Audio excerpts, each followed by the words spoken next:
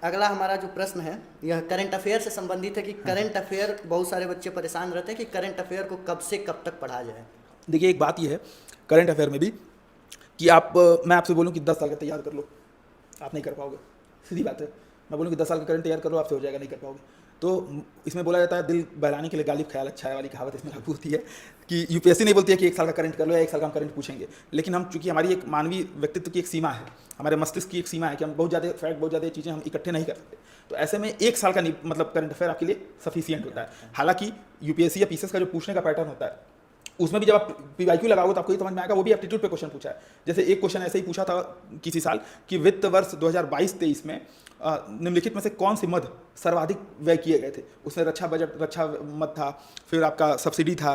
ठीक है, आप किसी भी साल का बजट उठा करके देख लो, आपको अब स्पेसिफिक, अब आपको 24-25 में कौन सा ये 2024-25 में 23-22-23 का बजट पूछ दिया, अब 22-23 का भी बजट तैयार करें क्या? तैयार करने की जरूरत नहीं है। अगर आप 3-4 साल से बजट देख रहे हो तो आपको पता होगा रक्षा व्यय सबसे ज़्यादा होता है, बाकी सब व्ययों से सब मतलब एक मेजर कंपोनेंट हमारा जो है रक्षा व्यय होता है। 20-22% के आसपास हम लोग व्यय करते हैं।